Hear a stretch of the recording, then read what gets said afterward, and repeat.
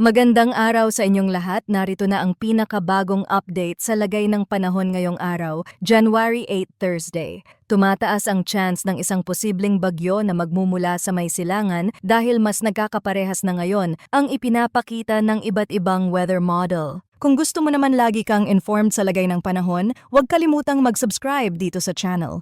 Sa Bicol Region, Quezon, Oriental Mindoro, Marinduque, Romblon at Palawan, inaasahan ang maulap na kalangitan na may scattered rains at isolated thunderstorms dahil sa epekto ng shear line. Sa ganitong sitwasyon, hindi tuloy-tuloy ang ulan buong maghapon, ngunit kapag dumaan ang mas aktibong bahagi ng shear line, pwedeng biglang bumuhos ang ulan at tumagal ng ilang oras. Para naman sa Cordillera Administrative Region, Cagayan Valley at Aurora na nasa ilalim ng northeast monsoon o amihan, nangingibabaw ang maulap na kalangitan na may light rains. Bagamat hindi ito kasing lakas ng thunderstorm rains, ang tuloy-tuloy na ambon ay pwedeng magbabad sa lupa at magpataas ng antas ng tubig sa ilog at sapa. Sa Metro Manila at natitirang bahagi ng Luzon, apektado pa rin ng amihan ang lagay ng panahon. Partly cloudy to cloudy ang kalangitan na may pasulpot-sulpot na mahinang ambon lalo na sa gabi at madaling araw. Walang inaasahang malawakang epekto, ngunit manatiling maingat sa pagbiyahe dahil madulas ang kalsada at pwedeng bumaba ang visibility sa ilang lugar. Sa nalalabing bahagi ng bansa, particular sa Visayas at Mindanao, na hindi direktang naaabot ng shear line, nangingibabaw ang easterlies. Ang resulta ay partly cloudy hanggang cloudy na kalangitan na may mga thunderstorm tuwing hapon hanggang gabi.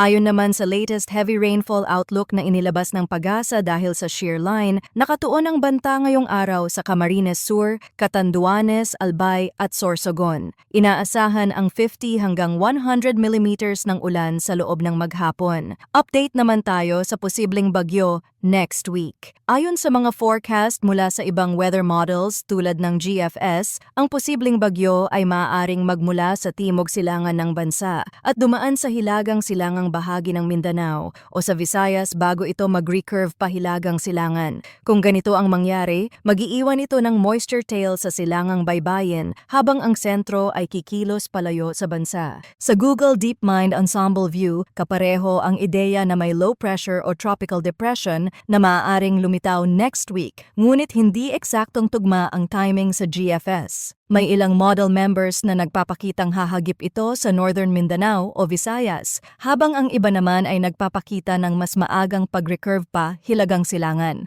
Dahil mas dumarami na ang weather models na nagkakatugma sa posibilidad na ito, tumitibay ang senyales ng isang sistemang maaaring mabuo sa susunod na linggo. Kung tuluyang ma-develop ito bilang tropical depression, ang lokal na pangalan na ibibigay ay Bagyong Ada. Manatiling nakatutok dito sa ating channel para sa pinakabagong impormasyon tungkol sa lagay ng panahon. Maraming salamat sa inyong panonood at patuloy po tayong mag-ingat.